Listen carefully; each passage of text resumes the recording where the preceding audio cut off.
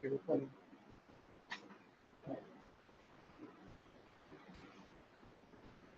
evening, members of the public and commissioners. Thanks for joining. We will call the ANC 5F regular meeting to order.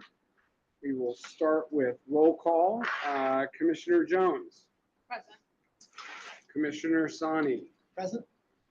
Commissioner Williams.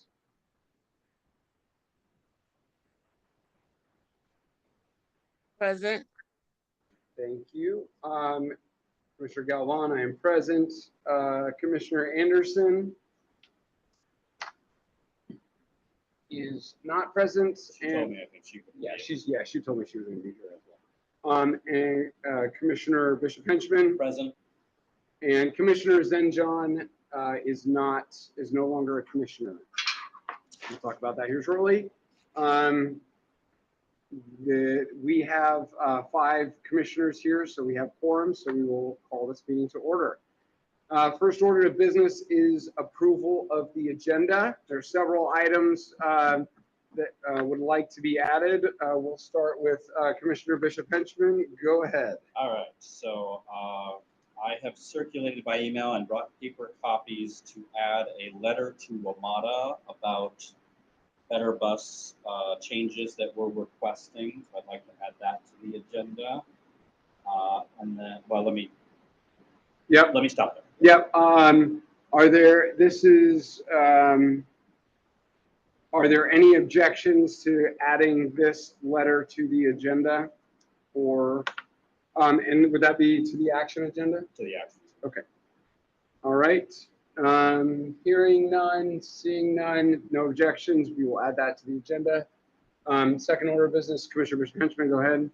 Just to remove from consent agenda and move to action agenda A, B, and C, litter can, curve letter, and settlement agreement on Bob and Pops. And the reason is I have amendments to all 3 that I'll talk about when we get to those. Understood. Okay, so the And those amendments have already been circulated. There's not new, well, other Yeah. than litter can.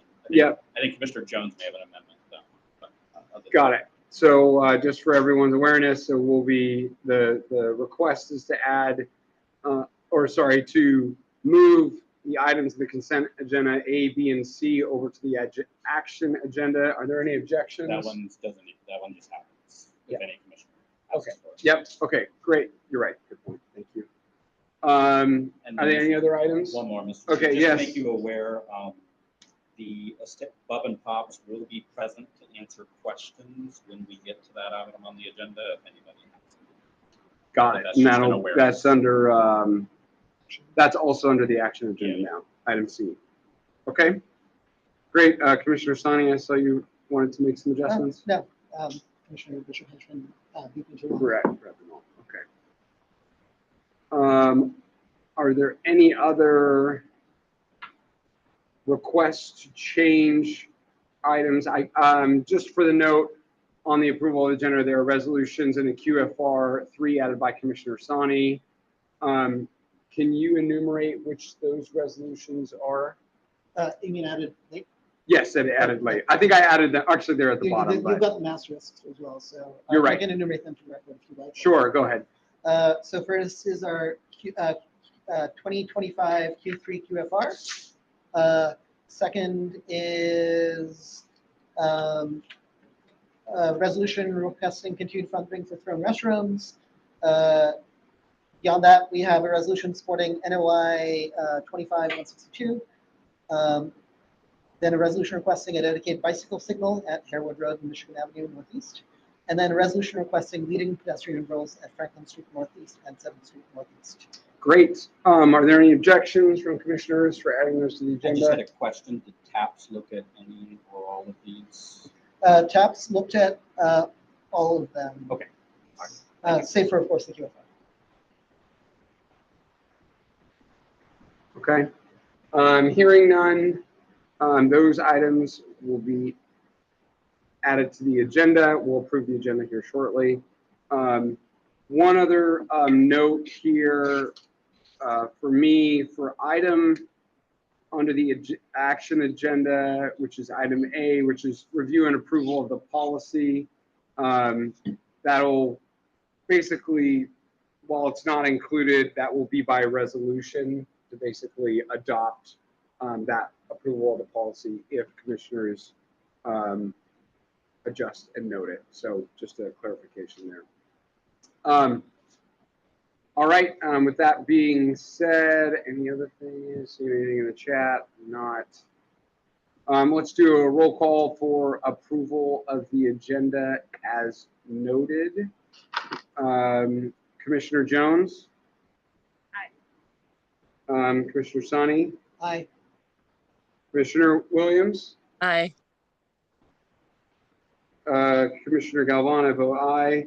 Commissioner Anderson is not present. Commissioner Bishop Henchman? Yes. Okay, and then Commissioner Zenjon is not. I guess there's just say that there's an absence. Okay. All right. In the eyes of the chair, the agenda has been approved as noted, 5-0 to 0. We'll move on to the approval of the minutes. Commissioner Jones. So I submitted the minutes on Saturday, July 5th to all commissioners.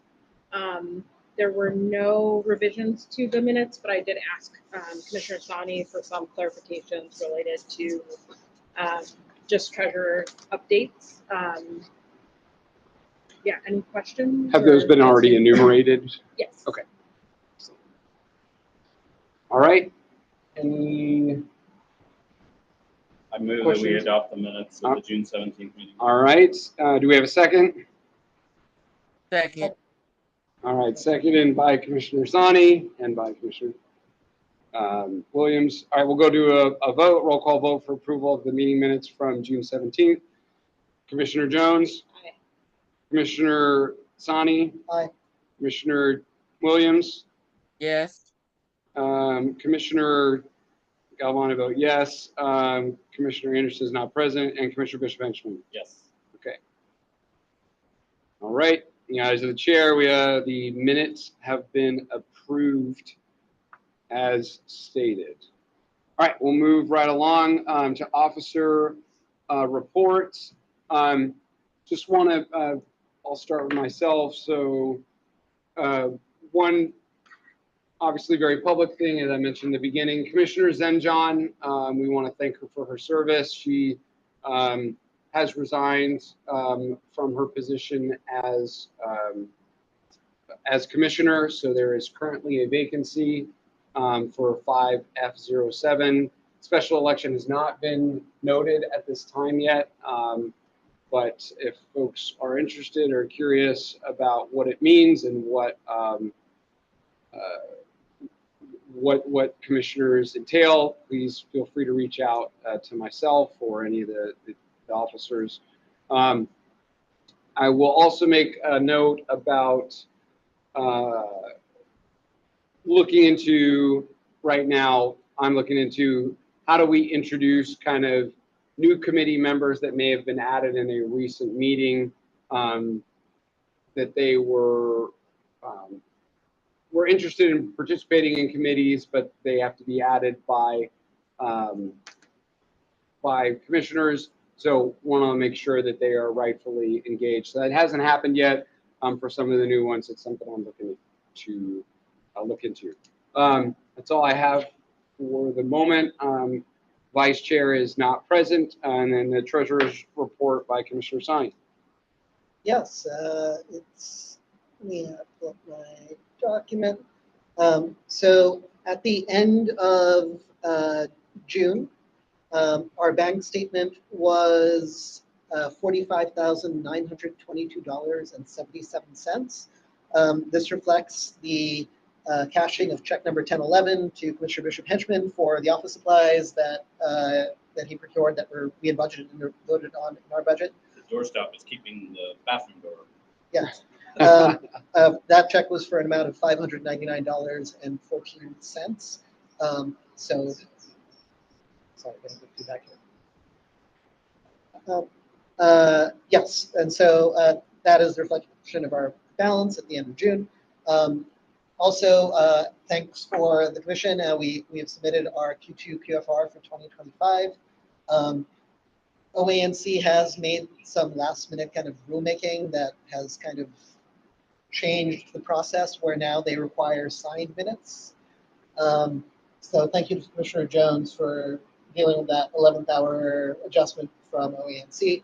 You may recall we did pass a ANC resolution that said that voting to approve our minutes constitutes approval. But this is still a moving process, and my goal is to make sure that we don't get our allocations withheld. So until OANC can not invent fake laws, we are stuck with this.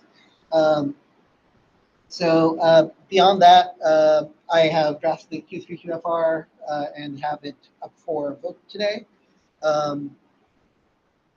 And concurrently, we are still kind of dealing with our desire to move banks to something that's not industrial bank. There's a bit of a challenge with the PNC because they don't have an account open for too long. So I'm currently trying to figure out the sequencing of a transition. More on that as we approach a date where I think the officers have some bandwidth to actually handle moving checks around. But that is the treasurer's update. Great, thank you very much, Commissioner Sani. Secretary, any reports? No additional reports. Just working to submit minutes soon after our meetings and getting different announcements from commissioners, and I'm working to clarify that on the our meeting or our website. So if there's anything that seems out of place or not up there soon enough, don't feel bad pinging me or letting me know if anything's missing. Everything should be up to date now. Thank you very much, Commissioner Jones. We'll next move on to the public comment period, roughly 10 minutes total. We'll allow 2 minutes per speaker to discuss anything related to local affairs or not. So we'll open up the time to the public. Whether you're here in person, raise your hand. If you're online, please use the raise your hand function and we will get to unmute you. Are there any comments from members of the public? Yes. You can approach closer with the HVAC. It gets in the way. It's a little loud. Canal Bower here, up at Saco, Ward 5. I'm a violence intervention specialist in the Edgewood community. So any questions concerning how that violence prevention program works, I'm with that. Thank you. Thank you very much. Any others? I just have a question for you. Yes, sorry, go ahead. Can you talk about like a project you're working on in Ward 5 right now, or Actually- just, or Let's wait until the response to the public comment. Sure. Real quick. I see another person, Karina Watts. Yes, hi. I'm Karina. I'm a resident of Second and T. I've submitted several requests to 311 for rodent issues off Second and Seton. They immediately get closed within 24 hours, and the rodent issue on Seton is pretty bad. So I don't know if there's anything that you guys can do to escalate that ticket, but certainly want to flag that because it's just disgusting out there. I mean, you can't walk the street without like a rat coming across. So Thank you very much. Is there anything else, Ms. Watts? that's it. Thank you so much. Okay, thank you. Any other comments from members of the public? Seeing none, we will move on to questions or responses from commissioners. Commissioner Jones? Yes, I had a question for Kennard Yes, Bower. yes. Okay, can you talk about like one of the projects that you're doing in Ward 5? And I'm curious if you're working with adolescents at all. If you're working with adolescents or teens. Yes, so usually we work with the group 18 to 35. There's no projects we're working on. We work directly with the youth, the so-called at-risk youth community. So we're based in, I believe, 9 communities in Ward 5 and Ward 2. That's the organization I work for. So Sacred Ward 5 and Sacred Ward 2. We work directly with the guys who's engaged in the crime. So it's no particular project we're doing. And we just try to get ahead of it. We do not stop crime. Of course, call the police if something happens. But we're there to support and to get ahead of the problem and de-escalate problems. Recently, so I'm in the Edgewood community, and my counterpart is in the Saratoga community. There's an ongoing history beat there. So he got word that some of my guys probably do something crazy on that end. I got ahead of it, we prevented that possibly prevented that from happening. So that's what we do. So we build connections through each community and North Island. Okay. And basically build relationships and hopefully get these guys to steer the right way and stuff like that. Do you have any advice or suggestions? I know recently a few community members have mentioned adolescents or young adults specifically. Instead of reaching out to MPD, do you have suggestions or advice? But they just allow us to now work with people under 18. Oh, okay. So of course, they cut the budget. So we usually take them out. Like I'm taking my guys to Kingston England this week. Okay. So we get them out, take them on retreats with Deep Creek, give them a conversation, job placement programs. We have IT training up at Edgewood that they graduated from, custodial maintenance. So we're placing them in these programs or trades, giving them apprentices and stuff like that. But we're now working with a younger crowd. So that's new to our organization. Okay. So advice, it's all community building, building relationships. I say use me, someone like me. I'm in the Edgewood community though, but I do know people that's probably in the communities you serve. So I would say use me to make the bridge that gap. Okay. And get the conversation going. I can introduce you to a group of young guys. You will see them in a different light. That'd be great. I'm in Edgewood too, so I might try and get your contact information. Oh yeah, so that's what I'm there for. Thank I have you. a connection with you. Yeah. Thank you. Wonderful. Thank you very much. All right. Yes, Commissioner Bush-Benjamin. To Ms. Karina, I think your Commissioner Anderson is traveling tonight, but if you could email me and I will loop you and her along with our, we have kind of a escalating series of anti-rat measures that we can help you through. My email is 5f06@anc.dc.gov. And if you didn't catch that, just enter your info in the chat and we'll reach out to you. But very sorry to hear about that situation at Second and C. Thank you.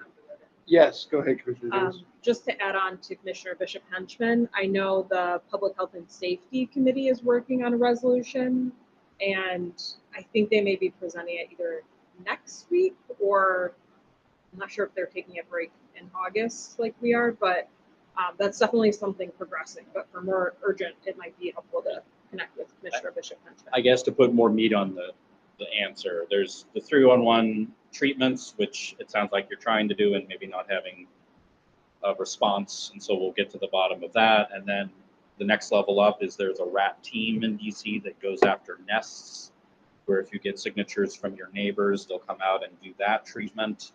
And then what Commissioner Jones is referencing is more policy-driven stuff that we're trying to do to get more litter cans to the neighborhood. We're voting on that later on in this meeting, as well as pressing the city to pick up the litter cans more frequently and to adopt a new type of litter can that is not so easy to be a rat buffet like the ones they have now. But, we'll share all of that on the email.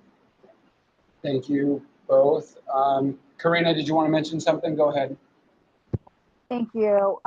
Thank you, commissioners, for that detailed information. The chat is disabled, so if you don't mind enabling that so I can drop my information in there, or if you just want to repeat your email address, I can jot it down. I missed it the first time. Apologies. Yeah, well, I'll repeat my email address. And Commissioner Stein is working on the chat, but it's 5f06@anc.dc.gov. Thank you. great. Thank you very much. All right, we will move along to the next section of the agenda. Announcements from commissioners to be on anything related to their particular section. And open up the floor. Yes, Commissioner Sani. Yeah, I wanted to, we've got some residents who had a utility pole fall on their cars in their parking lot at 7th and I believe it was Hamlin. I finally heard back from the Public Service Commission. That pole is owned by the building. I've emailed all the residents who reached out to me, but just repeating it here, if you have experienced any sort of damages from that incident, Pepco says that pole is not theirs and that your building is the owner and responsible maintenance of that pole. Let's see, yes, that was it for me. Okay. Yes, Commissioner Bishop-Benjamin. The traffic lights are out at Lincoln and R. DDOT has confirmed that it's not their equipment. They have solved, in quotes, the problem by putting out some stop signs while they work with Pepco to find out why the traffic lights are not getting electricity. I wish I had a better update than that, but that's where it currently stands. Thank you, Commissioner Bishop-Benjamin. I'll make a note. I received some information from DDOT about some repaving of some streets.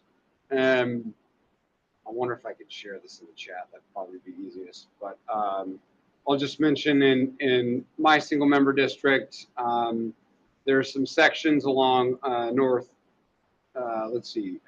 U Street Northeast from Rhode Island Avenue to Lincoln Road, 3rd Street Northeast, from V Street Northeast to Rhode Island Avenue Northeast and W Street. That's starting next week on the 23rd. And then on the 24th, it'll be W Street from 3rd Street in Rhode Island to 4th Street Northeast as well. And then even on Adams Street Northeast between 3rd Street and 4th Street Northeast as well. So there's just be expecting that vehicles may need to be moved out of the way during those time periods.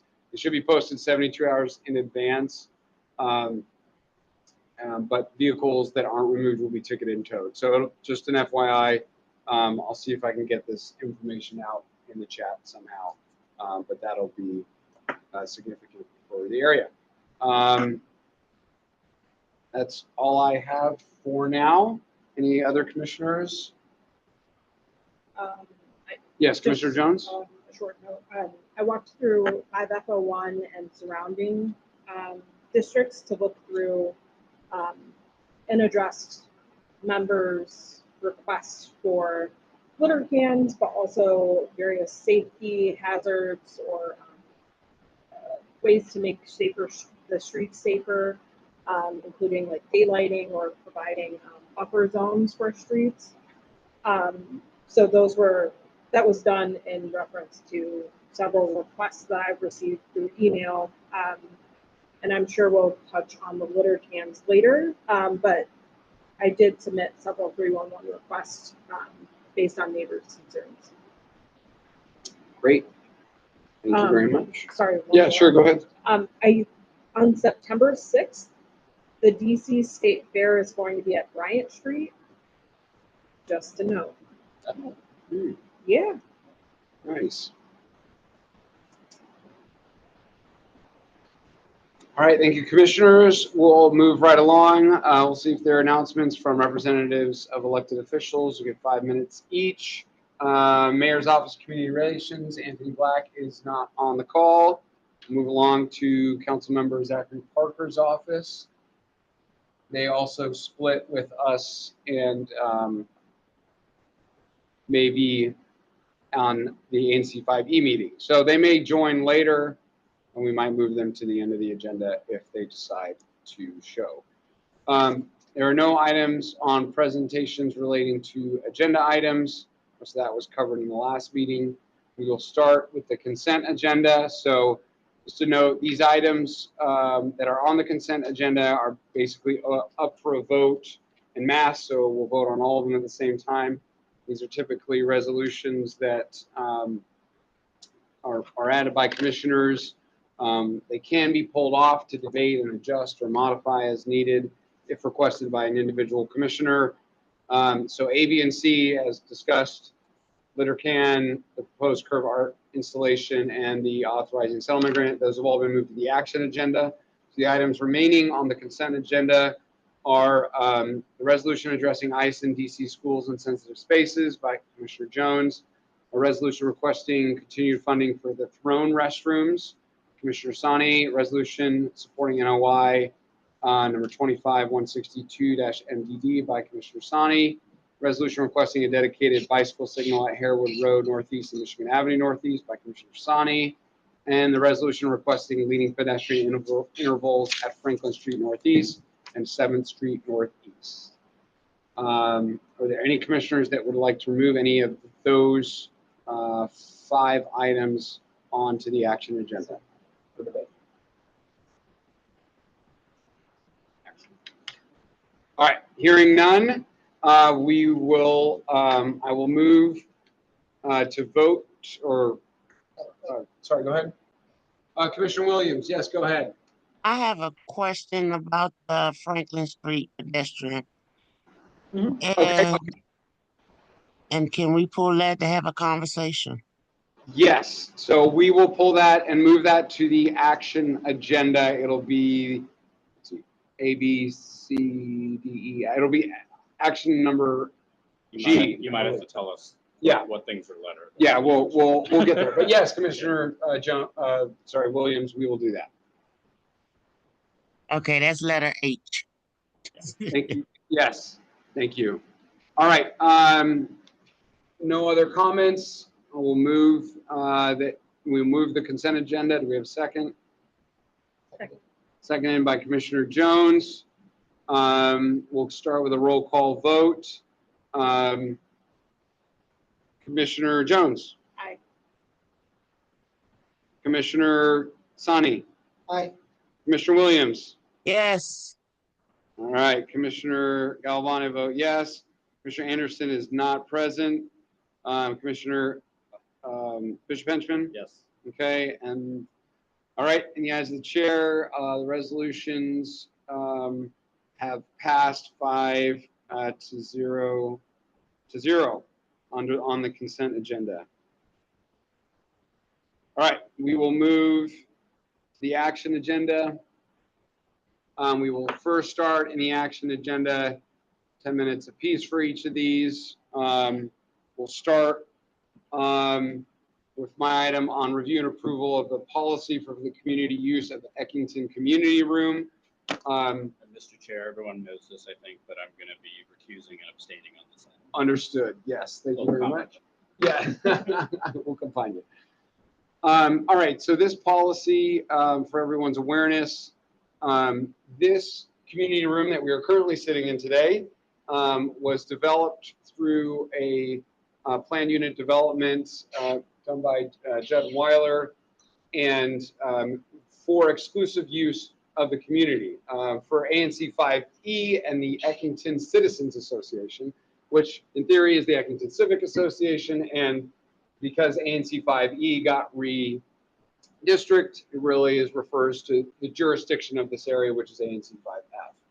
So I've worked closely with Dalton, a gentleman named Dalton, who is a vice president on the Eckington Civic Association, to develop a policy that would hopefully not be too onerous to allow the community to use it, but also provide it to be accessible to members of the public and whatnot. And so I'm just going to go over high level. The links are posted on the agenda.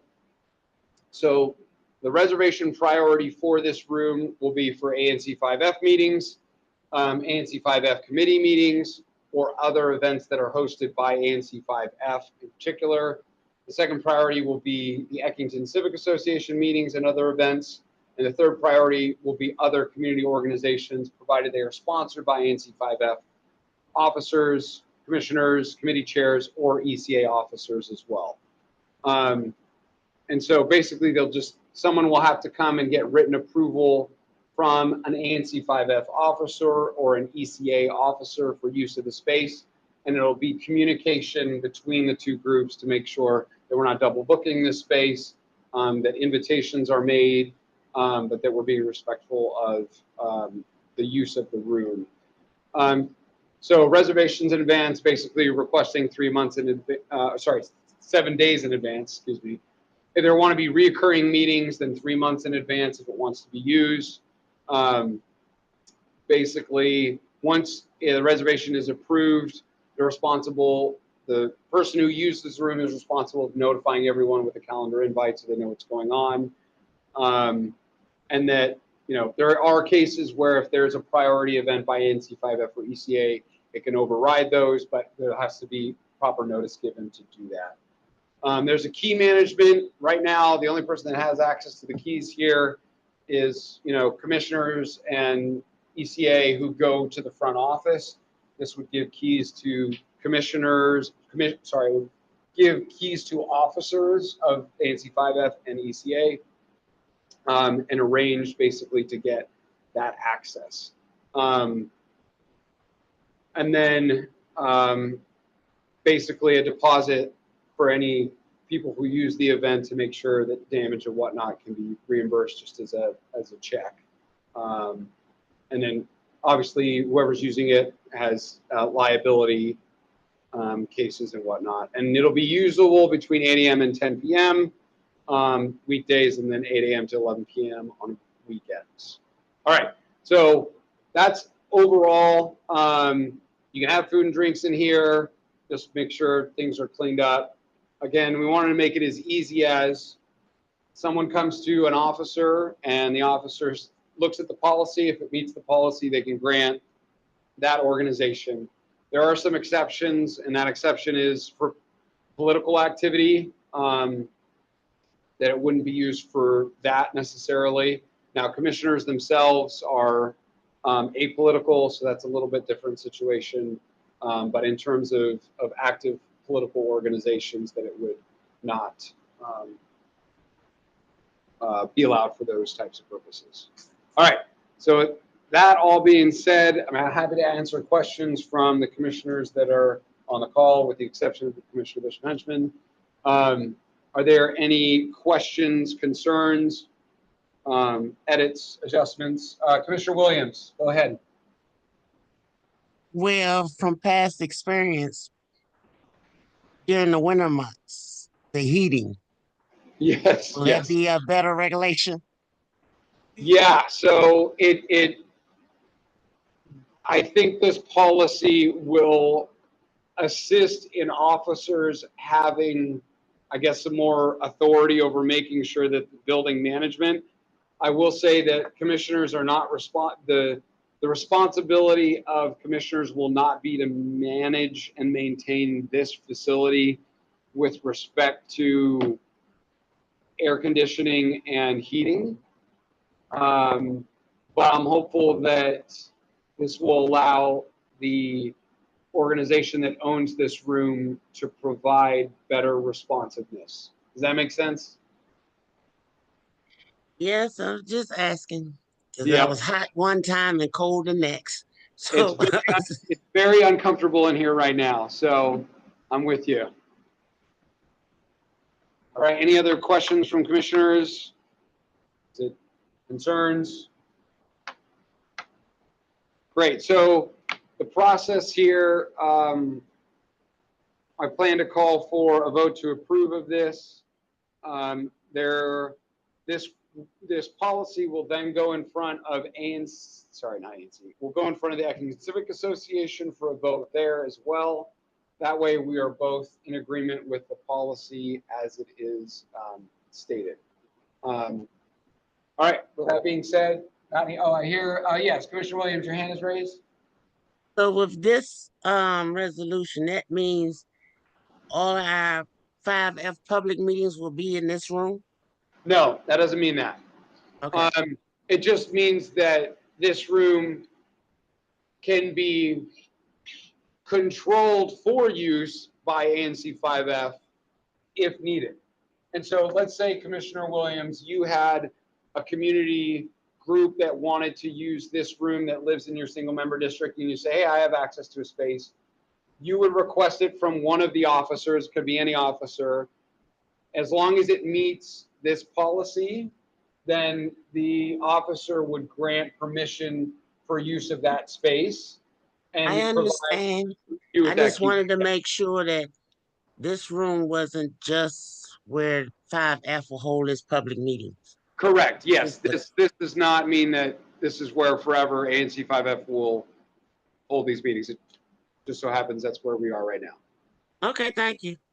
Yep. All right, any other comments? No. All right.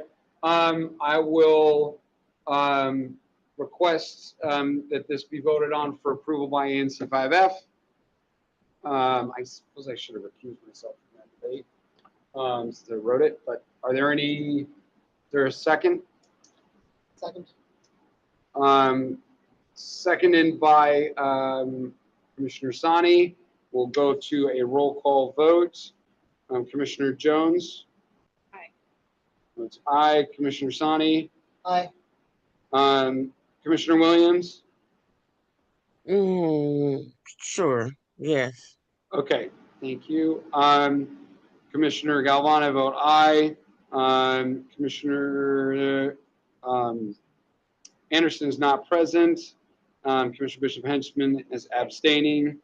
And there is no other commissioner. So with the ayes of the chair, the resolution supporting the policy as drafted has passed 4 to 0 to 1. Great, thank you very much. We'll move on to the next order of business, which is approval of the Q3 QFR. Commissioner Sani. Yes, thank you for that. So I have submitted our QFR for the third quarter, which ended at the end of June. It captures the bank balance I read off earlier in the meeting, as well as the check for office supplies, and as well as the deposit. Or actually, the deposit actually falls in the next. It's a weird thing, but yeah. So the QFR as I submitted is what I'm proposing. Okay. Great. Move the adoption. Do the action. I move the adoption. All right. Yep. Second. Seconded. The option. It's been seconded. We will move to a roll call vote. Commissioner Sani. Oh, I got to write this down. Okay. We'll go to a roll call vote. Commissioner Jones. Aye. Votes aye. Commissioner Asani. Aye. Commissioner Williams. Abstain. Abstain. And Commissioner Galvin, I vote aye. Commissioner Anderson is not present. Commissioner Bishop Henchman Aye. votes aye. And all right. In the eyes of the chair, we have 4 to 0 to 1. So the QFR for the Q3 has passed. Thank you very much, Commissioner Sani. Move to the next order of business. Mr. Chair, request. Yes. Could you list what we have left under the action agenda in Yes. order, just so I have it straight? Yep. So the items left on the action agenda is the litter can resolution, which is up next. That is going to be item C. Item D will be the vote to support the letter to propose curve art installation for Mamie Peanut Johnson Plaza. C will be the resolution authorizing the settlement agreement. Sorry, E, thank you very much for the correction. And then item F is the resolution requesting the leading in pedestrian intervals at Franklin Street. And then the bus is the D32, D36 bus letter, that's G. That is, I'm sorry, good catch. The resolution on the WMATA is actually item F. And then item G will be the Franklin Street. Thank you. Yep.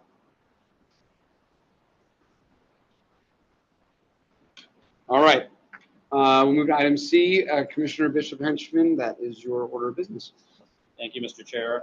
This is a resolution we first introduced a month ago and then re-upped to give commissioners more time to add litter can requests. There are 8 in here.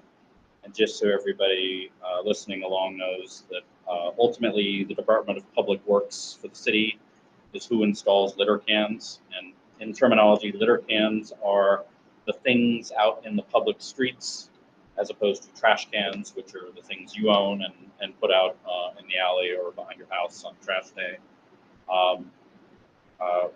We need a whole lot more litter cans in the neighborhood than we have. We've been successfully trying to get more out. I listen very closely to when DPW may have some in inventory, and we get a whole bunch of requests in, which is why this resolution is up today. I thank all the commissioners that submitted items here. I did pull it in case anybody has a last minute 311 request they want to add to it, as well as I know Commissioner Jones has had an alarming experience with DPW recently that perhaps we want to add to this resolution if she's not doing a separate resolution, or maybe she wants to do something else on that. But I'll let her to speak to that issue. DPW, when they get a litter can request, they have a list of criteria which are secret. They don't publicly release what this criteria is for where they put litter cans. As best as I'm able to determine, they prioritize it being next to a commercial building, it being next to a bus stop, it being near a school, it being near an arterial street. And so if those things are flagged, they're more likely to approve a litter can request.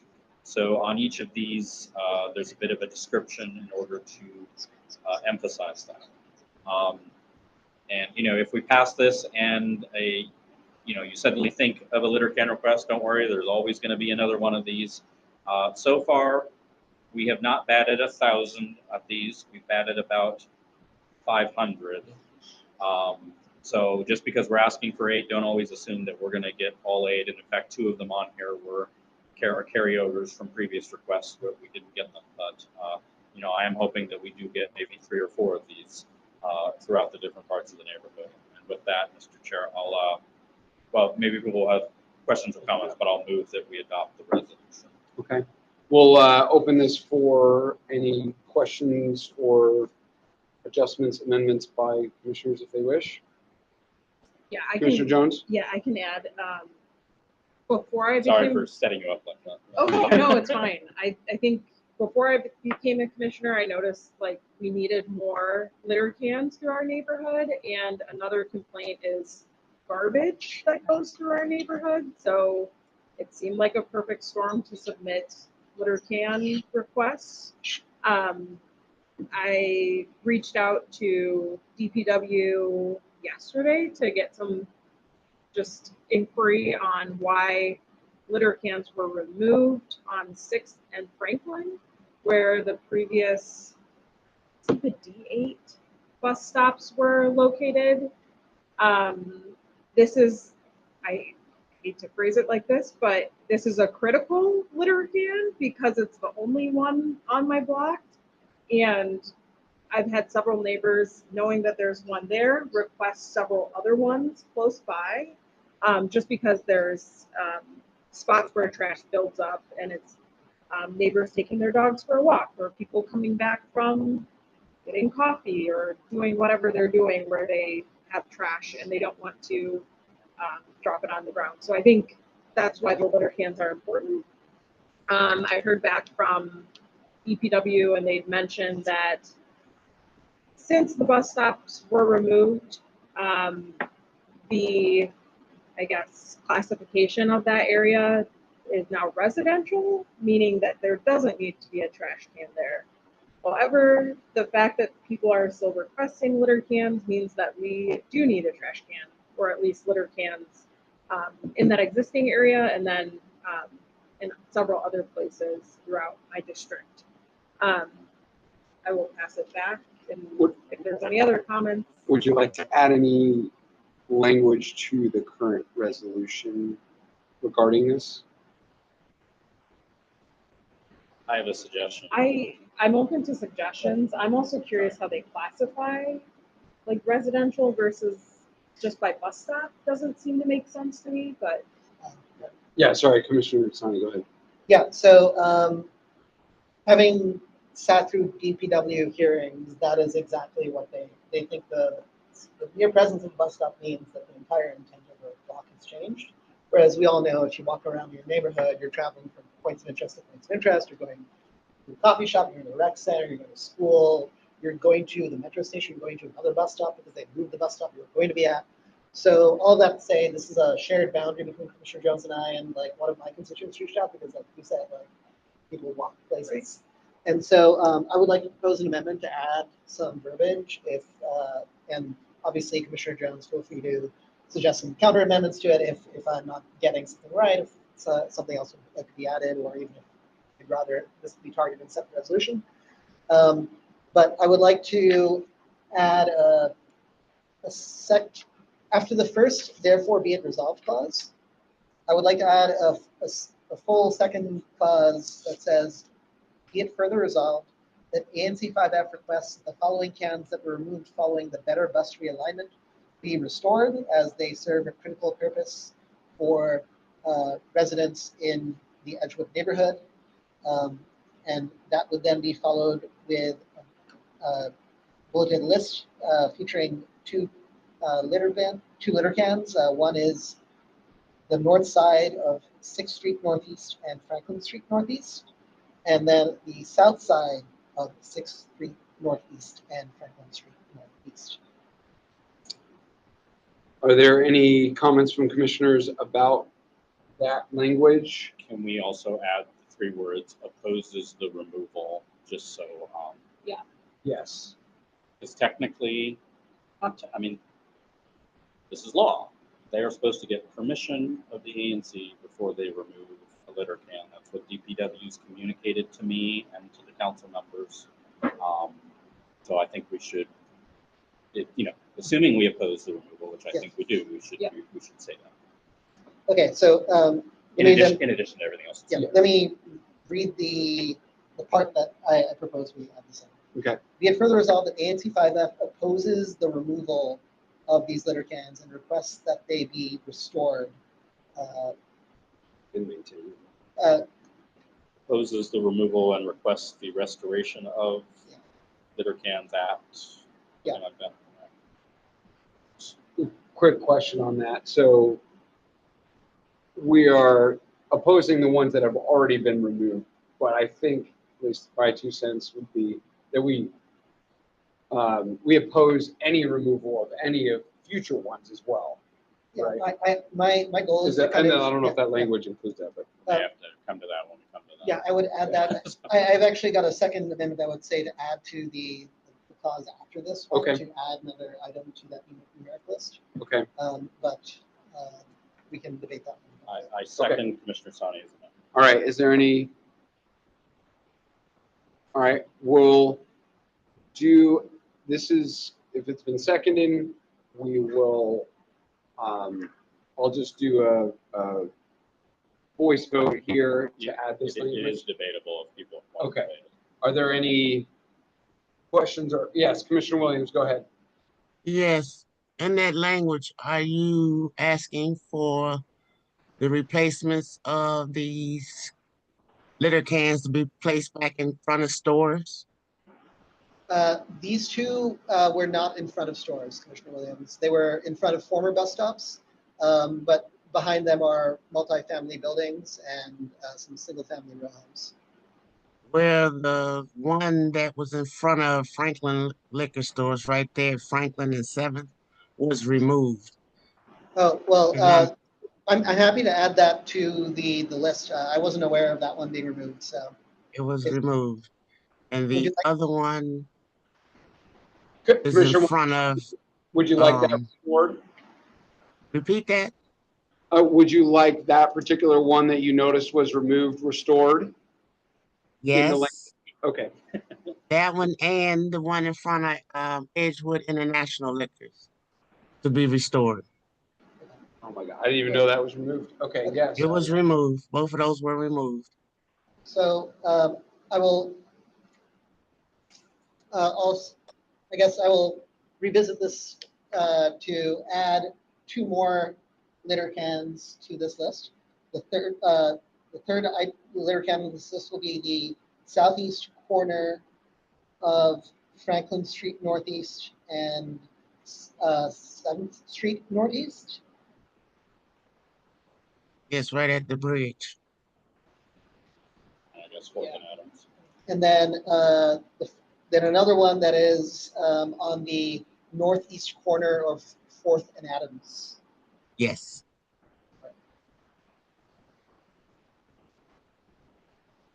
Okay, Thank you.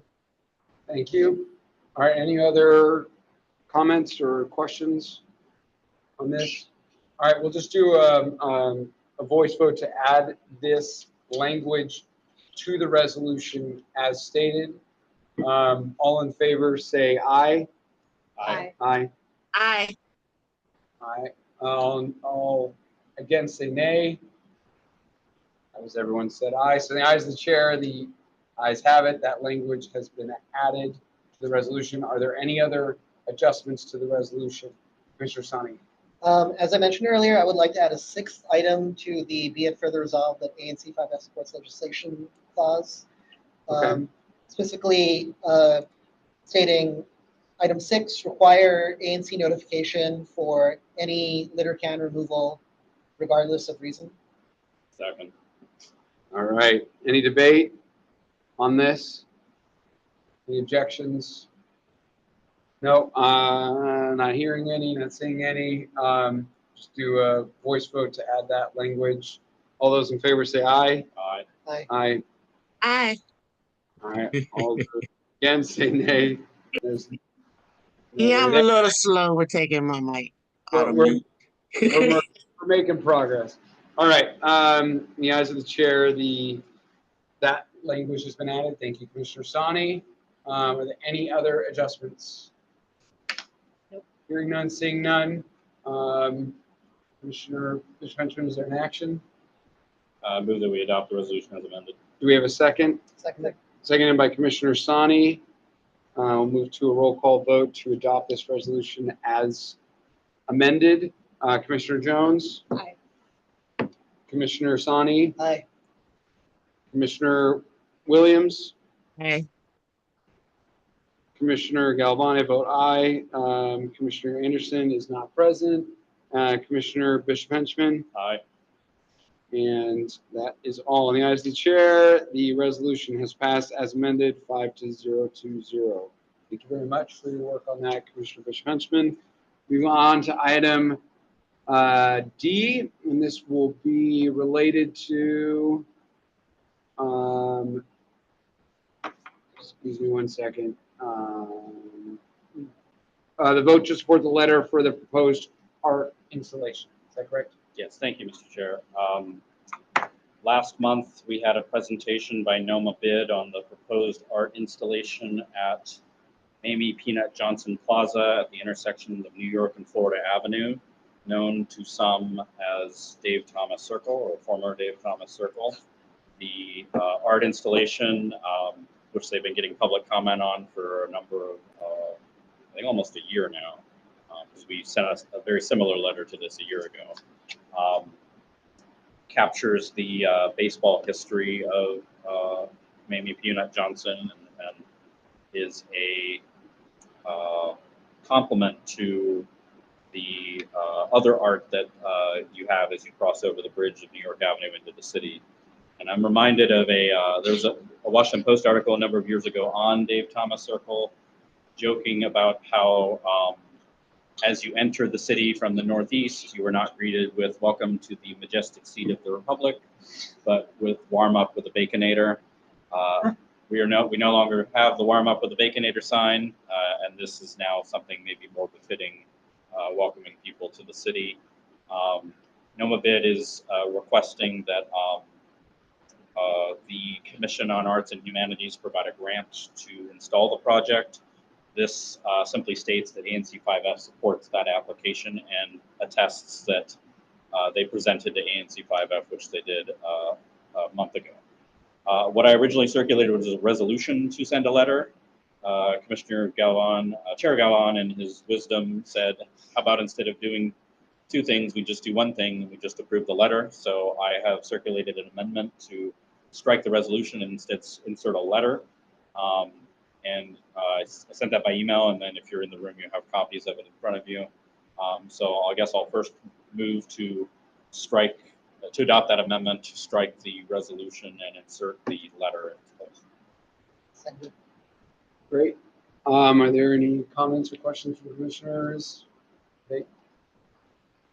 Hearing none, seeing none. All right, we'll move to adopt the amended changes. First is the amendment. If there's no objection, First, the amendment. Yep. you just say no objection. No objections. Then we'll move to the second order of business, which is to adopt the letter as stated. All right, we'll go to a roll call vote for this. Commissioner Jones, Aye. Commissioner Sani, Aye. Commissioner Williams, Aye. Commissioner Anderson is not present. I'm sorry, myself, Commissioner Galvani, vote aye. Commissioner Anderson is not present. Commissioner Bishop Henchman. Aye. And the ayes of the chair, this letter of support has passed 5-0-0. Thank you very much. Commissioner Bishop Henchman, we'll move on to the next order of business, which is the resolution authorizing the settlement agreement with Burn to Perfection. Thank you, Mr. Chair. We were very sad to see the Eleanor close its doors at 100 Florida Avenue a couple of months ago, but we are very excited and ecstatic to welcome Bub and Pops to the community, moving from their, I think it was DuPont Circle location, and opening their doors. Not just sandwiches, but also a lot of fun activities there. So definitely check them out. They would also like to be able to serve alcohol, and that's why this is in front of us. The proposed hours of operation were distributed by ABCA and publicly placarded. I've been working with the business to develop a settlement agreement. There are a lot of people that live both above the street, above that store and across the cul-de-sac. So we wanted to make sure there were protections about noise, protections about litter and rats, protections about, well, primarily those things, peace, order, and quiet. The settlement agreement that we have agreed to tentatively is identical, other than the name of the establishment, to the Alero settlement agreement that the ANC adopted last month and has been adopted by APCA without any changes. So we think it's a pretty good document. I do have to say, Bub and Pops has been very delightful to work with on this, and I believe they are here to answer any questions that anyone may have. And I do ask that we recognize them so they can at least say hello, and so we can officially welcome them to the community. I think we may not be sure who they are. If you could hit the raise hand feature or something, and the person operating the thing can recognize you and unmute you. Thank you, Commissioner Benjamin. But I guess there is an amendment, because as circulated, we had not yet reached the settlement agreement. So it's to strike the protest language and leave just the settlement agreement language and insert the text of the settlement agreement. I circulated that by email, and then I also have copies distributed. One additional note that's in the resolution that is different from the Alero one, it's an authorization that we would agree to a stipulated license. And for those who don't know what that is, we have the authority to ask ABCA to allow a license or an applicant to begin serving immediately with the approval of the ANC while ABCA is waiting to do the license. It's summer. A lot of people are on vacation. ABCA is no different from that. They're not going to get to this until September. I'd really hate to have this applicant wait until September. A lot of thirsty people out there right now. So this allows us to agree to that stipulated license. It still has to be approved by ABCA. It's not entirely on our say-so, but it does get very good. So let me ask if we could recognize the applicant to answer any questions. All right. Ebony, are you with, you've been recognized, are you with Bub and Pops? Yes, I am. I'm the general manager, and The owner is also my husband. His name is Chef John. Wonderful. Well, thanks for joining today. Thank you. Just wanted to give you a chance if there's anything you wanted to state or talk about, but for the maybe start with those who don't know Bub and Pops. What do you know? What are you known for? Yes, so we are known for our hoagies. Everything here is made from scratch, including the bread, which we make fresh in the morning, the mayo, the ketchup, pretty much everything. We were actually on M Street for about 12 years, and we decided to move to the Noma neighborhood. So now we're here solely and nowhere else in the world. Wonderful. Thank you very much. Well, we are. I'll speak for myself. I'm excited to see another business join in the neighborhood, and we'll welcome you. Yes, thank you so much for welcoming us. All right. Any other comments? I move the adoption of the amendment first, I guess. Okay. Are there any? Is there a second? Second. Are there any objections to the amendments, which is removing the protest language? Seeing none, we will move to the next order of business, which is to. Was that adopted? That was adopted. Yes, Okay, sorry. thank you. Yeah. I move the adoption of the resolution as amended. All right. We'll move to do we have a second? Second by Commissioner Sani. We will move to a roll call vote. This is to approve the settlement, the resolution for the settlement agreement as amended. Commissioner Jones. Aye. Commissioner Sani. Aye. Commissioner Williams. Aye. Commissioner Galvani, vote aye. Commissioner Anderson is not present. And Commissioner Bishop Henchman. Aye. Aye, and in the eyes of the chair, we have 5-0. The resolution and the settlement agreement has been adopted by ANC 5F. Thank you very much, Commissioner Bishop Henchman and Ebony, for joining tonight. Thank you, Mr. Chair. And Ebony, I'll be in touch soon about the stipulated license, and we'll get that sorted out. Perfect. Wonderful. Thank you. All right, we will move along to the next order of business, which is, excuse me. Yes, this is the letter. This is a letter to WMATA on requesting changes to the D32 bus stops and D36 bus service. Thank you, Commissioner Bishop Henchman. Go ahead. Thank you. Last one for me. Rhode Island Avenue, it used to be the G8 bus up until 4th Street where we turn and go into Edgewood. That's been, and then for a minute before the pandemic, we also had the G9 bus, which ran from downtown all the way to the Maryland border along Rhode Island Avenue. Pretty neat bus, took a lot myself, sad to see it go. WMATA and its Better Bus redesign, well, as the name suggests, redesigned it, and we now have the D32, which runs from downtown to up along Rhode Island Avenue, up near Costco. That much we knew about. We also knew that the plan was to offer 2 service patterns, one every 20 minutes all day that would run that whole route, and then another one every rush hour that would, during rush hour only, that would also operate 20 minutes. That would end at Rhode Island Avenue Metro Station. So we'd have 20-minute service the whole route, and then 10-minute service essentially between Rhode Island Avenue Station and downtown. That's what all the materials said. That's what a lot of staff said to me. That's what everything looked like. So I was sad to hear that that's not what it's turned out to be. I want to thank Liz Pomper for flagging this for Commissioner Anderson and me. So what it's turned out is for the rush hour routes, that's fine. They're ending at Rhode Island Avenue Metro Station, no problem there. But for the other service, which is the rest of the day and all day weekends and in the evenings, it is not stopping at Rhode Island Avenue Metro Station. Now we knew, and we had asked that it not do that long loop to Rhode Island Avenue Metro Station. What we wanted instead was for it to stop at the bottom of the stairs and ramp at Rhode Island Avenue, where there is existing bus stops, where the G9 used to stop, because the G9 didn't do that loop either.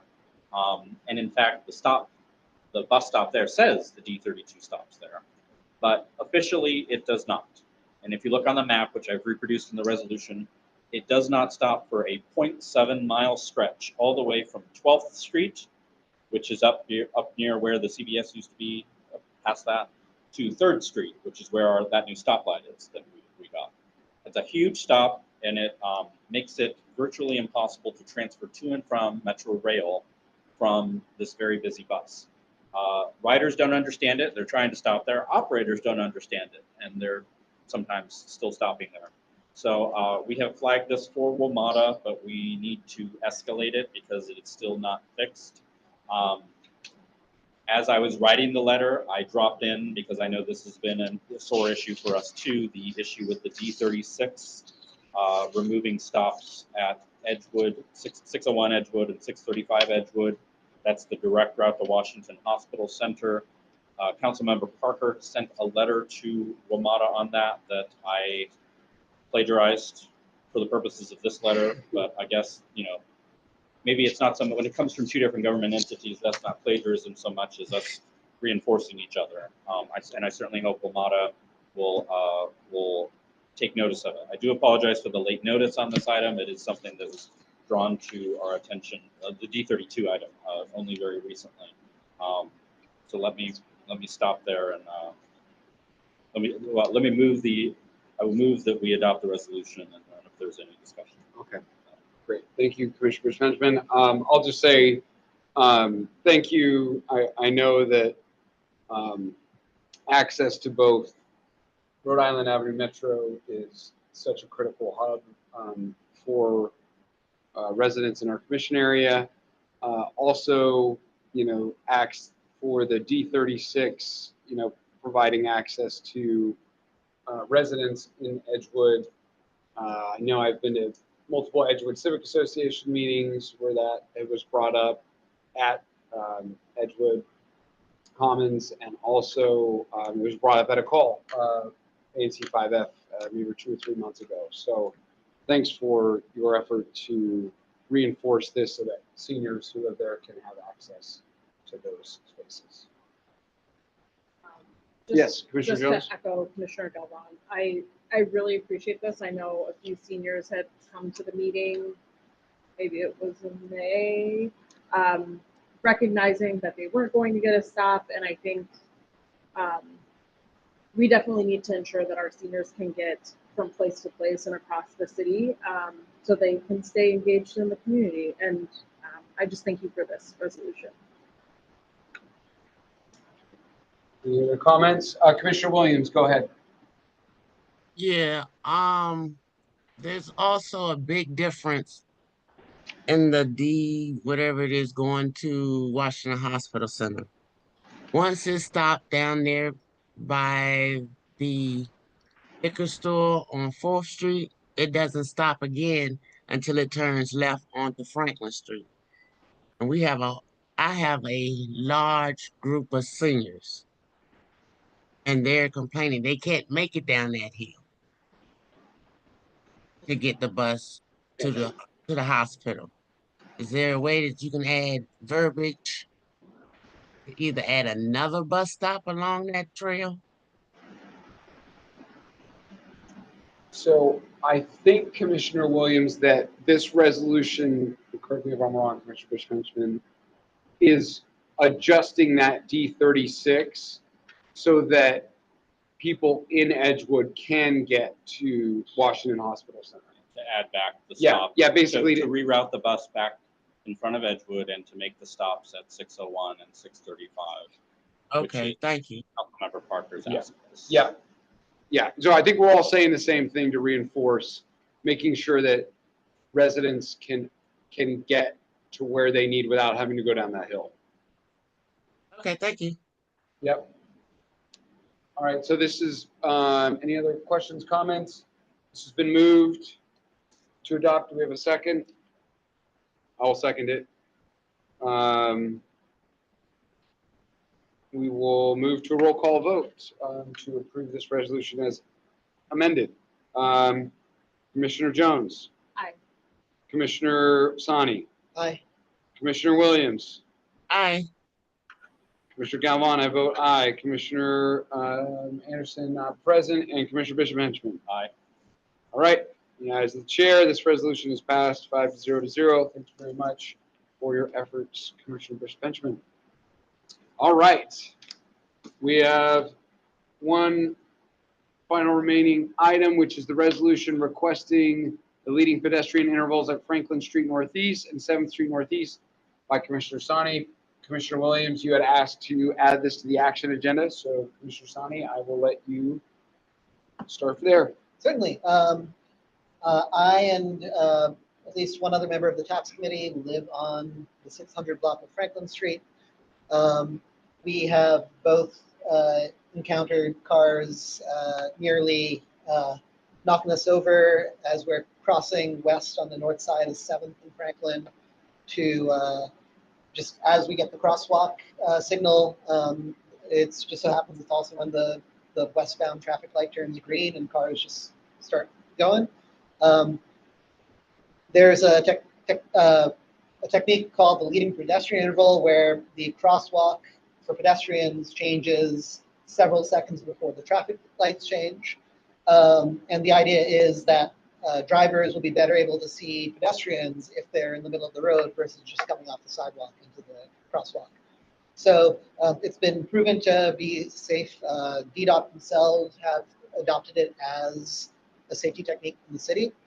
We have it many intersections in the area. And so I'm requesting that, and so we brought this to TAPS and the TAPS committee discussed this and tweaked the language. So thank you to all the committee members as well. And they voted to refer it to this commission, and I've opted to sponsor it. That's my summary of the resolution. All right. Thank you. Are there any commissioners who have any comments or questions or amendments to this? Question. Go ahead, Ms. Commissioner Jones. I was just going to say I support it. This is a crosswalk that I cross maybe every day. So I appreciate this, and I think it'll make it safer for the community. I think similar but separate. I think there could be an additional curb area on the other side of Franklin that is on the same side as the liquor store, because people have to. So this is why I think it's helpful to have the pedestrians move first, because if someone is moving with a stroller or in a wheelchair out into the street, they actually have to go into the street and then come back into the crosswalk. So that's why I think the additional, whether it's, I don't know if it's 2 to 5 seconds or whatever extra seconds it is, I think that would be helpful in advance of maybe doing a curb solution. Yeah, we did discuss potential for adding curb solutions to this, but one of our challenges is that there are storm drains there as well. Yeah. And the minute you add concrete and rainwater, stormwater sort of stuff, DDOT tends to throw up their hands. And so we wanted to go with this quick and actionable and see how things improve. And hopefully if it doesn't, then we can revisit it with something more strong. But also we welcome suggestions to the TAPS committee for future resolutions. Okay. So please. Yeah, I will let my neighbor know that she doesn't have to worry about crossing the street with her baby in a stroller. Sorry, Commissioner Williams. No problem. No problem.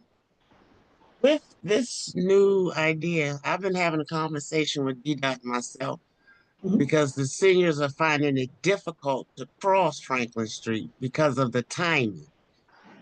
With this new resolution you're proposing, will that add more time?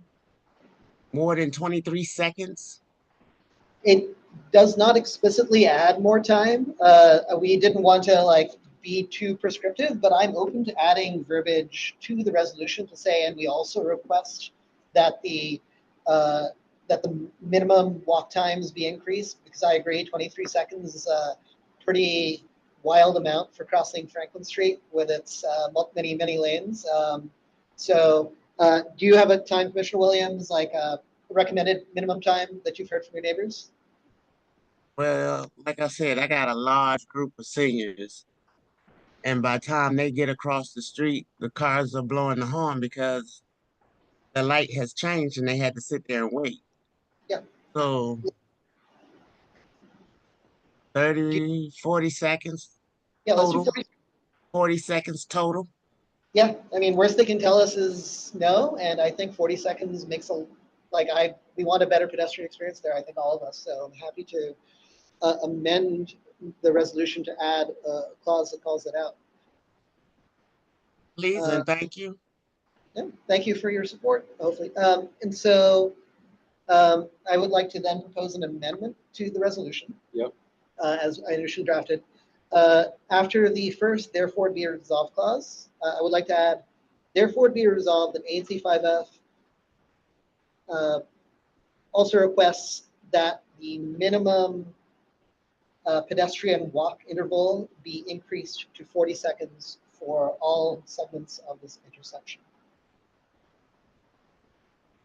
Can I make a slight amendment, potentially, maybe just state ANC 5F requests to increase the pedestrian signal interval to a minimum of 40 seconds? Is that a? Yep, that captures it. Okay. Yeah, phrase it that way. Because like I said, I have a large group of seniors crossing. Yeah. Thank you. Great. Are there any other suggestions or comments on this resolution by commissioners?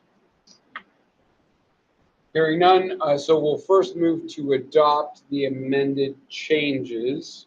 You'll move that? I move to adopt the amended changes to this draft. Okay. Are there any seconds? Seconded by Commissioner Jones. There any objections? Let's just do a quick voice vote. All those in favor say aye. Aye. Aye. Aye. All Yeah, I those. know I'm slow. Thank you very much. All those not in favor say nay. There's no one else, so that will pass. Then we will move to the next item, which is to. Yeah. Would you like to make a motion? Assuming there are no other amendments folks are proposing, I move that we adopt the resolution as amended by the commission. Second. All right, seconded by Commissioner Bishop Benson. We'll move to a roll call vote. Commissioner Jones. Aye. Commissioner Sani. Aye. Commissioner Williams. Hold on. Aye. Thank you. Commissioner Galvani vote aye. Commissioner Anderson is still not present, and Commissioner Bishop Henchman. Aye. All right. As the chair, this is passed 5-2020. Thank you very much for all of your efforts and suggestions. All right. I think we have cleared the action agenda. Mr. Chair, I have a motion. Yes, go ahead. I move to amend the agenda to move to the presentation by the Ward 5 council member's office. Okay. We'll take that as a voice vote. It looks like Oliver from council member Parker's office is present. All those in favor of moving him to the next order of business, please say aye. Aye. Aye. Hearing there are no nays, we will add you, Mr.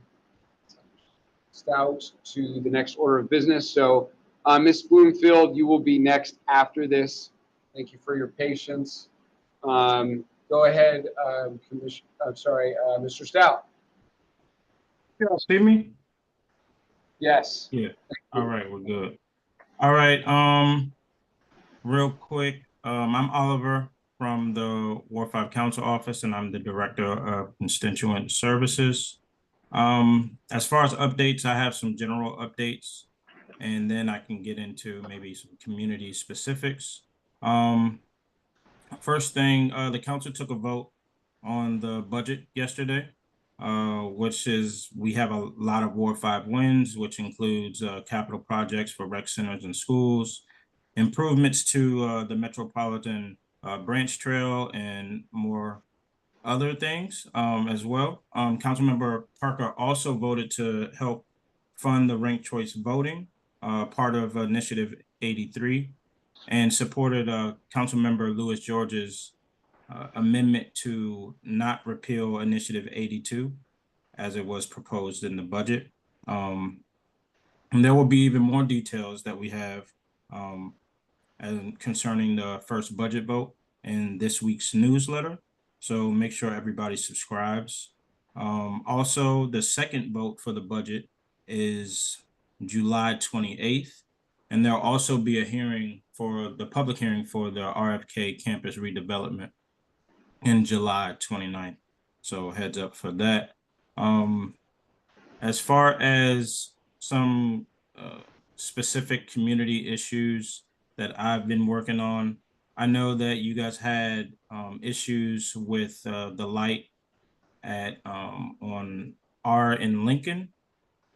We raised that as well as while you guys were just talking about putting a resolution in for the trash cans, there was also a trash can at the bus stop at Lincoln and R Street that was removed as well. So I don't know if you guys want to add that to the list. Also, we had some updates. We had some concerns regarding Harry Thomas Rec. I think there was a leak at Harry Thomas Rec. So I'm still working with DGS to figure out what's happening there.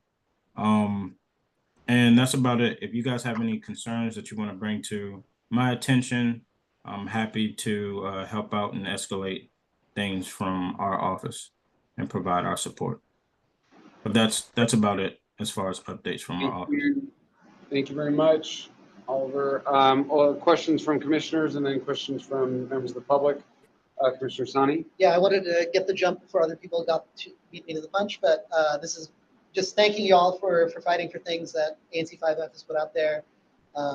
Your support of the Commissioner Bush Henchman's drafted proposed resolution for the MBT drainage improvements, great. As well as the support for I-83, which is something the commission has voted to endorse and request funding for. So thank you all for doing that. And I know it's a lot of horse trading and stuff, but we appreciate it. Yes, thank you guys as well. Thank you. Any other questions from commissioners?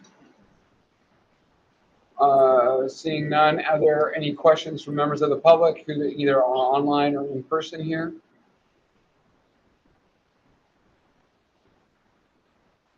Seeing none, thank you very much. Oliver, you have a great rest of the evening. Thank you guys. Bye-bye. All right, we will move to the next order of business, other reports and presentations. This will be by Ms. Jessica Bloomfield from Holland and Knight on behalf of Florida and Q Street LLC. Jessica, you are recognized. Hello. Good evening. I am Jessica Bloomfield with Holland and Knight. Our client, Justin Johnson, should be on the phone as well. He's available to answer questions. I will do the direct presentation. I sent a presentation last week or maybe earlier this week. I don't know. Do you want me to pull that up or will you do that? It is currently posted in the agenda. So folks can click on it from there if needed. We can drop it. You can also present it if you wish. I'm going to share my screen if that's okay. That's just fine. So that we can stay organized. Did that work? Share. Yep. Okay. I don't see it quite yet, but once. Yep. No? Okay, you're good. Okay, fantastic. So good evening, everyone. We are here this evening to talk about the property at 1600 North Capitol Street. This is the property right here. We will be filing a zoning map amendment application for this property. The existing zone is MU4. MU4 is a moderate density zone. The proposed zone is MU7B. That's what we're proposing. This application has not yet been filed, but we are planning to file it in the next couple of weeks. We are here in front of the ANC before we file the application, which is recommended in the zoning regulations, but also just a good course of business to meet with you all before we file. We're happy to come back again after we file, but the proposed notice of intent to file went out in June. And so we're here doing our due diligence to meet with the community, present the application, answer any questions that you have, and go from there. Take your lead on whether you want to vote or whether you want us to come back or whether you don't want to have anything to do with us, because the property is actually not located in this ANC, it's located in the adjacent ANC. Anyway, I will give you a brief overview of the application and how we believe we meet the standards of review, and then you can let me know if you have any questions. So the standard of review for approving a zoning map amendment is that the proposed zone is not inconsistent with the comprehensive plan.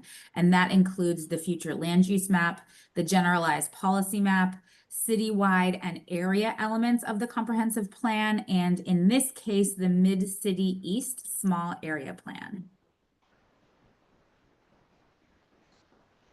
The property is located in the mixed-use, medium-density residential and moderate-density commercial designation on the future land use map, which is what is shown on the screen. These designations are mapped for areas that are suited for mid-rise apartment buildings. And importantly, the MU7 zone, which is what we're proposing, is specifically identified as a zone that is consistent with the moderate-density commercial category. Oops. The generalized policy map designates the site as being within a Main Street mixed-use corridor. This category describes pedestrian-oriented environments with ground floor retail and upper story residential or office uses in transit-oriented and mixed-use areas. This slide shows the many comprehensive plan policies, which we believe the proposed zoning map amendment is fully consistent. These include policies in the land use, housing, transportation, economic development, historic preservation, environmental protection, and mid-city area elements of the comprehensive plan. This slide pulls an image from the Mid-City East Small Area Plan, which is the plan in which this property is located. Our application materials will describe in quite a bit of detail how the map amendment is fully consistent with many of the small area plan's goals. Some of those are listed on the screen. The goals include supporting commercial vitality, improving the functionality of commercial properties, encouraging infill of vacant lots, increasing affordable housing, improving walkability and safety, and improving mobility and connectivity to the rest of the district. The small area plan also has some specific recommendations for this property and the immediately surrounding area. These include establishing a land use designation that supports the requested MU7 medium density zone, and again, infilling vacant properties, incorporating ground floor commercial uses, providing affordable housing, restoring sidewalks, and improving the pedestrian experience generally. So finally, I will just sum up that this proposed zone, MU7B, is fully consistent with the mixed-use moderate to medium density designation on the future land use map. It permits increased residential density and supports development of a vacant underutilized site, which is fully consistent with the generalized policy map as well. It advances many goals of the Mid-City East Small Area Plan and facilitates progress in advancing many of the comprehensive plan policies that foster inclusivity, provide housing opportunities, and increase access to amenities for residents of your neighborhood. So that is my presentation. I'm happy to answer any questions, and I'll leave it at that. Great, thank you very much, Ms. Bloomfield, for your time. Are there any questions? Yes, questions by commissioners, then we'll take questions from the public. Commissioner Williams. Yes, good evening. Thank you for your presentation. Before the redistricting, I was a part of 5E. And this property has been on our agenda for several years. Can I ask why such a large span for developing this property? Yeah, thank you for the question. It's a good question. This property does have quite a long history. It's, I'm sure you're familiar with it. It's currently a vacant site.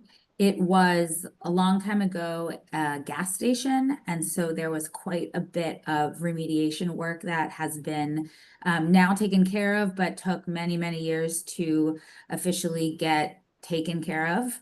The property was approved as a PUD originally in, I want to say 2007.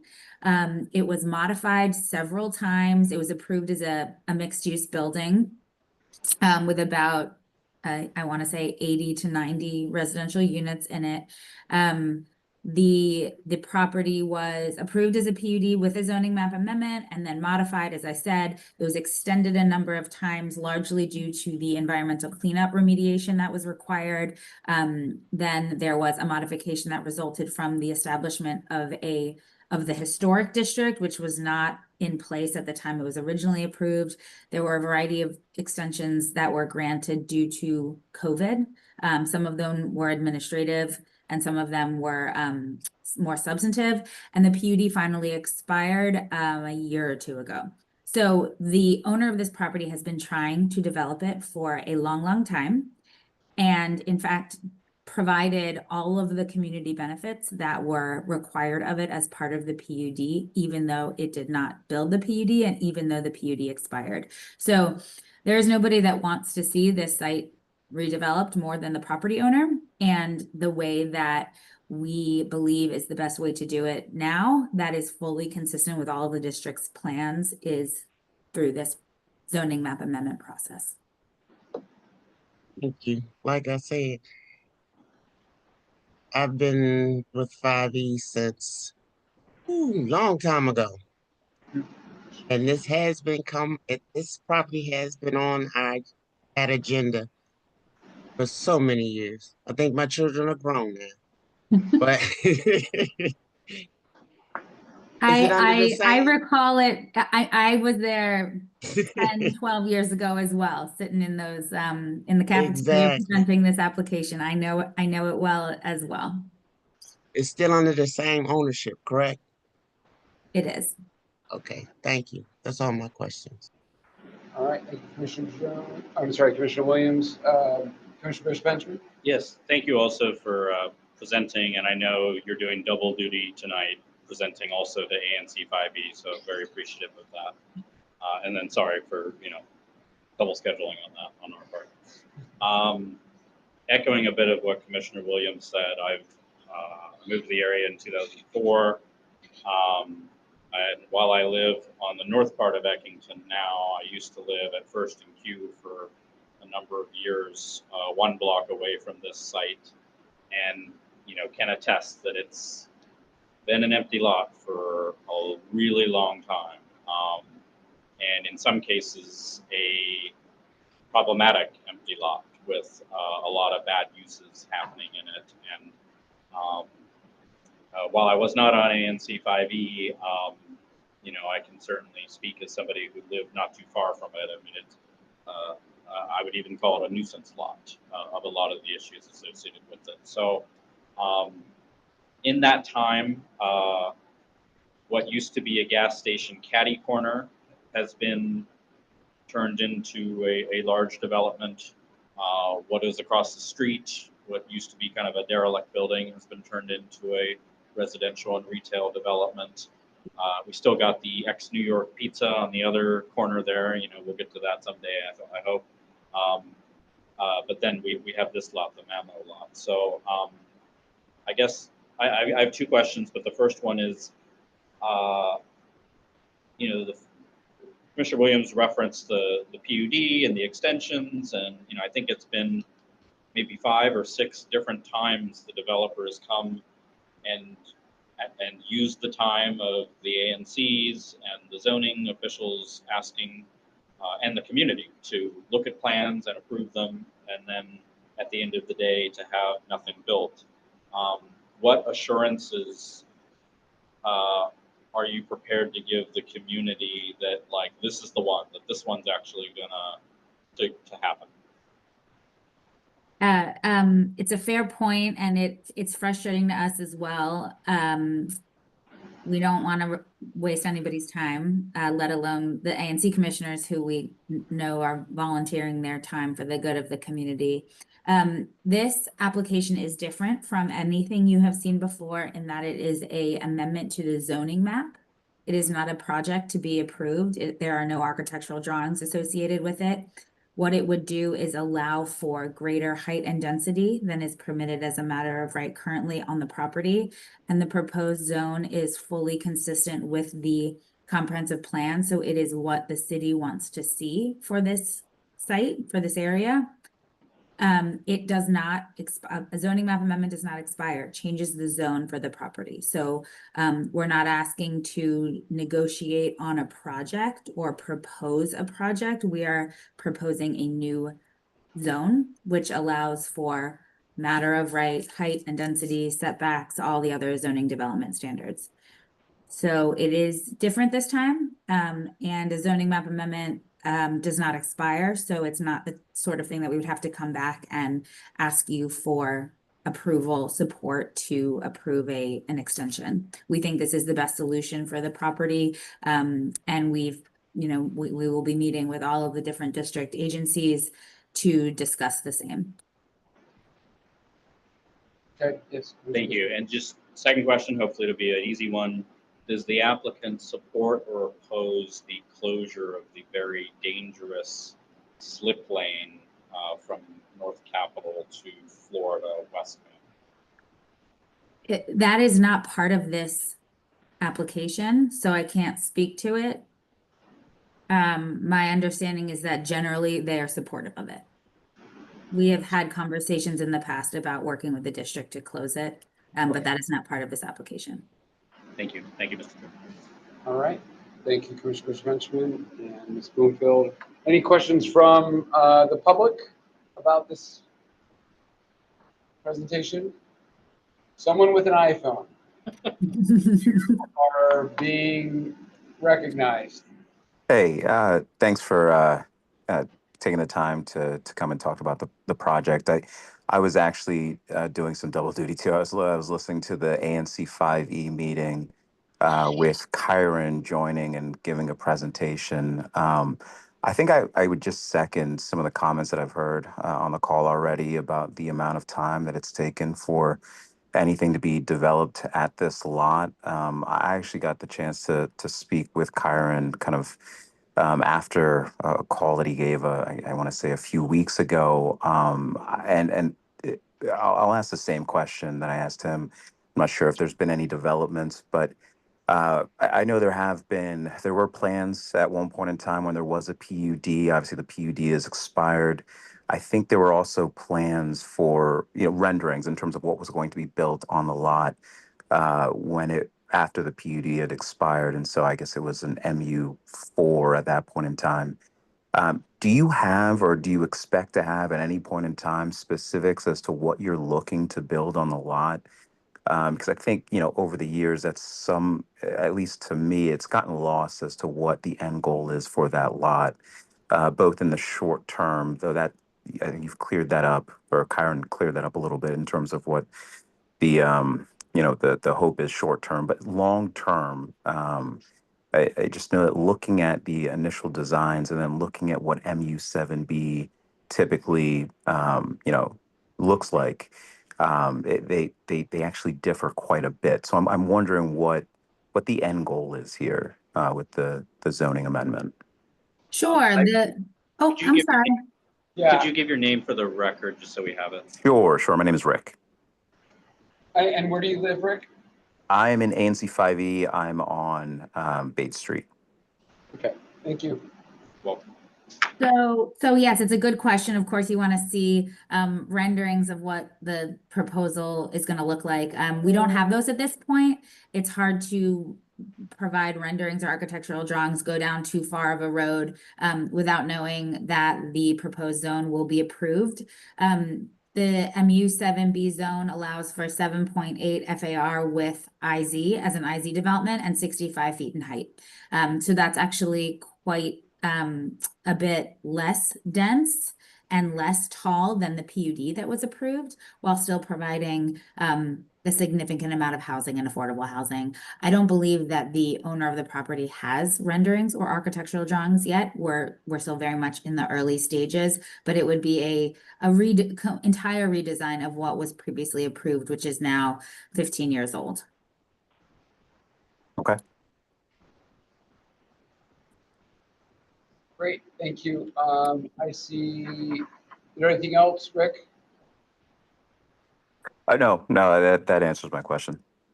Thank you very much. Commissioner Williams, you had another question? Yes. Even though it's not in our jurisdiction, when the rendering of this building will you come back and share it with us? Yes, sure. We would be more than happy to stay connected with the ANC. Thank you. Great. Any other questions from members of the public? Seeing none, hearing none. Thank you very much, Ms. Bloomfield, for your time and for the presentation today. I'm sure we'll be in touch. Can I ask a quick procedural question? Sure. I understand that you are an affected ANC and we're happy to continue to come back and meet with you. Given that the property is across the street in ANC 5E, is your preference that we continue to work with them? Or do you want us to keep working with you? So I believe because we are within a certain distance of this property that it's very relevant to us. Yeah. So I would recommend please stay in touch and we can work through it. Not say that other commissioners have other thoughts, but that would be my preference. Yeah. Okay, Yeah. wonderful. We will send you a copy of the application when we file it in a couple of weeks and we'll go from there. Okay, great. Commissioner Williams, did you have something you want to say? Yes. Granted, it is within that 5E's territory, but since we are adjacent to 5E, we would just like to keep an openness about it. They are the first at hand that you will be dealing with, but we just like to be kept in the loop. If there's no problem with you. You will be copied on every filing and we will continue to reach out. And if you want us to come back to any of your meetings, we'll be happy to do that.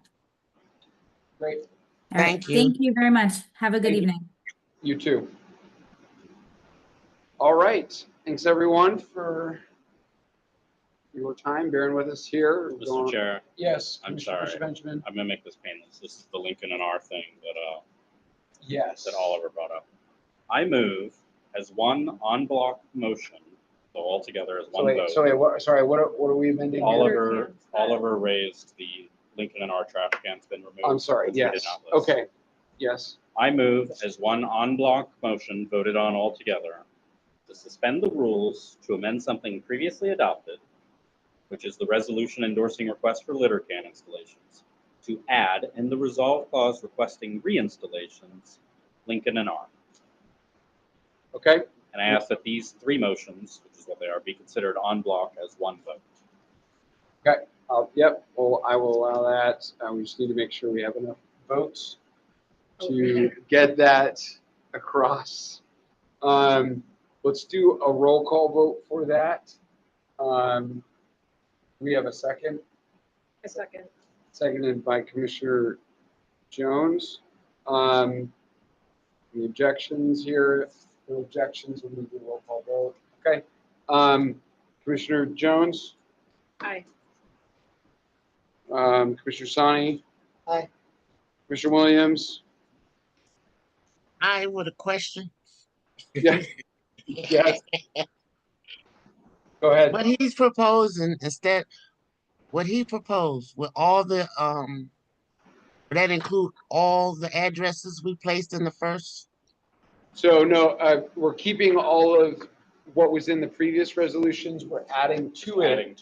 No deletion. Basically what Oliver Stout mentioned earlier about the Lincoln and R Street Okay. litter can that was removed. So just Okay. adding.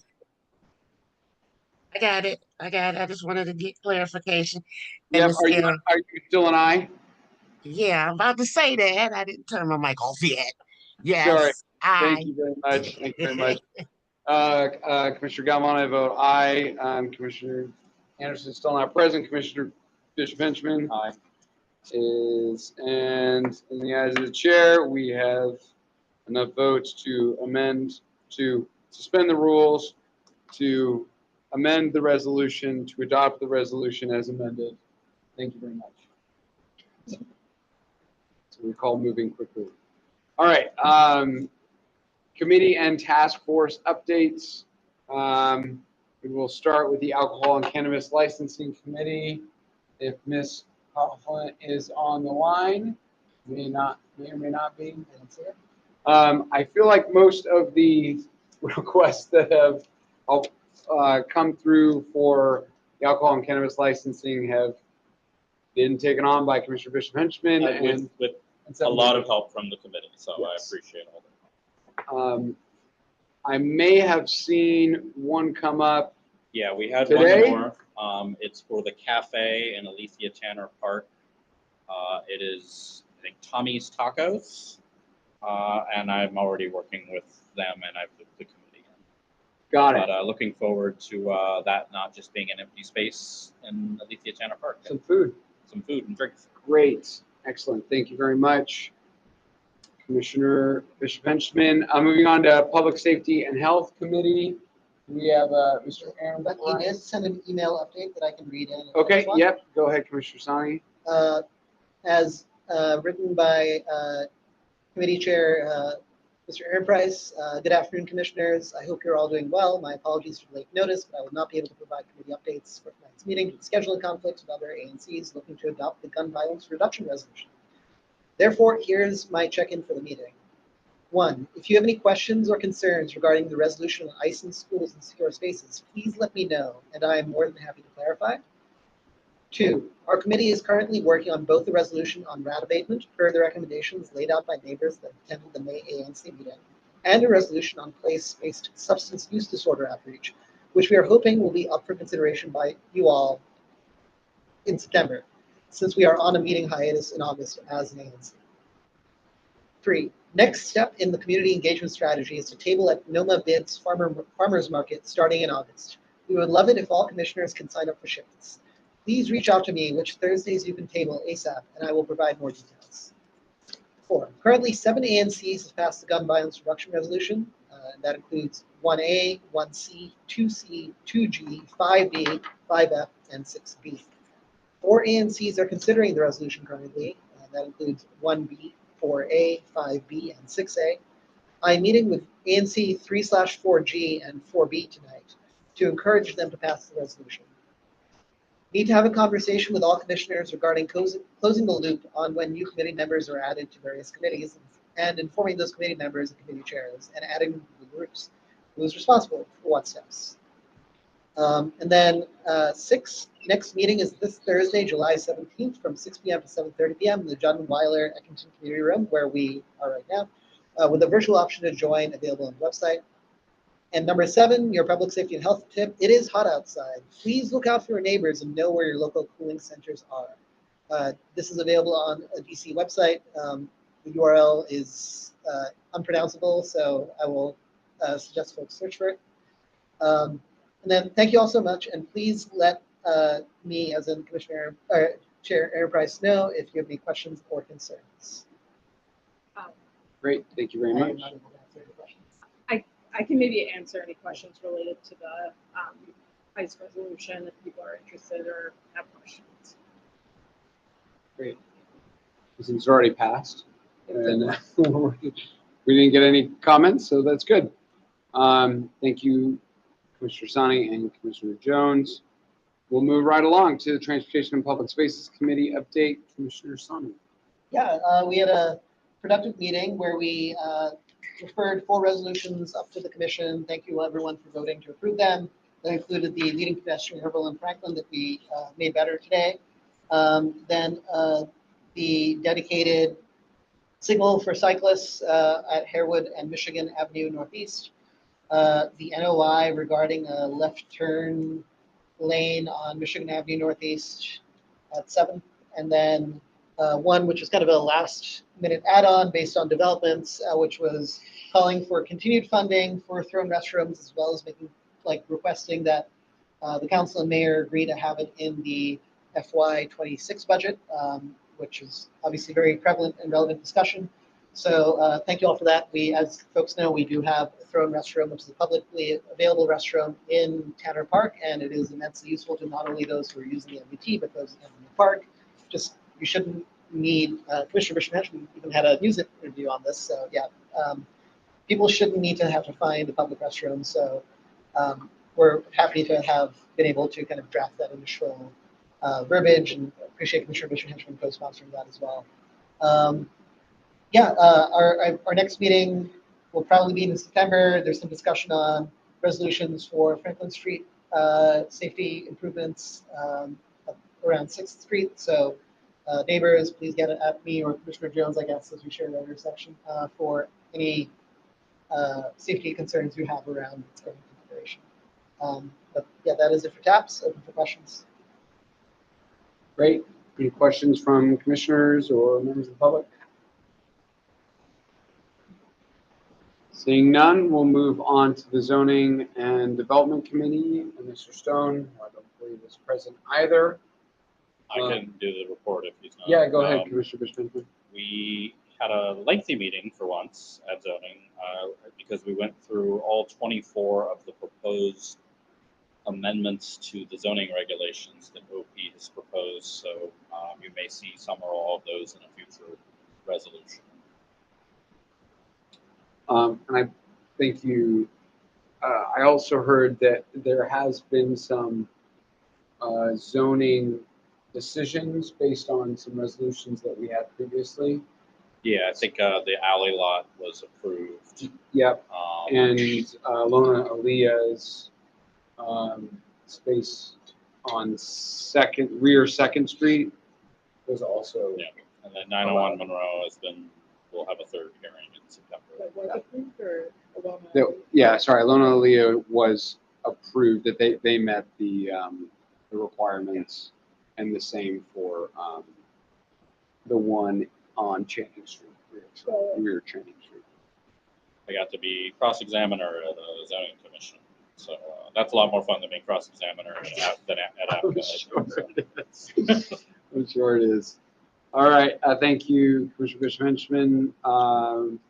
And update on the library task force.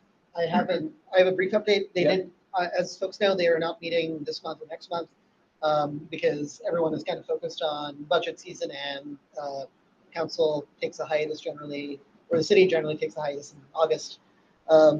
The latest update is that the library funding remains in the proposed budgets and what was voted on most recently yesterday. It still, of course, has to go to second vote and survive amendments, but DC Public Library has been kind of in a holding pattern until they know they have funding they can work with, because developers who would be partnering with the library on building out these sites want some confidence that money is actually there before they start devoting resources to it.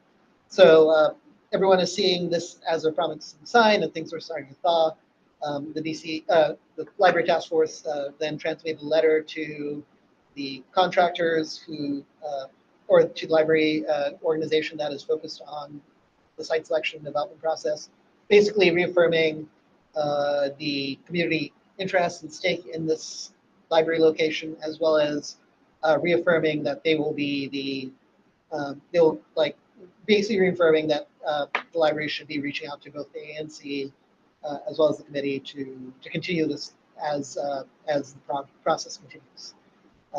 But like I said, no meeting this month or next month. Hopefully to return to September. Great. Thank you very much. I haven't heard of any. We'll move on to the next order of business, which is appointments to committees or task forces. I was going to move to adjourn. I move to adjourn. Bishop Benjamin moves to adjourn. Second.